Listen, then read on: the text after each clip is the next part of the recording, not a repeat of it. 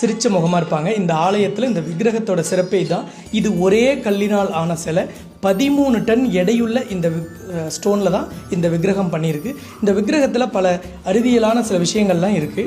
அதில் ஒரு விஷயம் பார்த்திங்கன்னா, இந்த விக்கிரகத்தில் ஒரு பகுதியில் சந்திரகாந்த கல்லில் ஆன சிலை இருக்கும். ஒரு கல் முழுசாக கருங்கல்லால் சிலை செய்யப்பட்டிருக்கும்.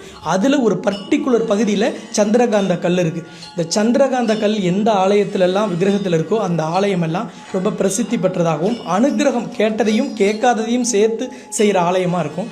அப்படி தான் இந்த விக்கிரகம் செய்யப்பட்டிருக்கு. இங்கே லக்ஷ்மி அமர்ந்த கோலத்திலையும், பின்னாடி இருக்கிற இந்த வட்டத்தில் உள்ளே உள்வட்டத்தில் 7 லக்ஷ்மி இருப்பாங்க. மொத்தம் அஷ்டலக்ஷ்மினா 8 பேர். அதில் 7 லக்ஷ்மி உள்ளேயும் அமர்ந்த மகாலட்சுமியோட 8 பேர்.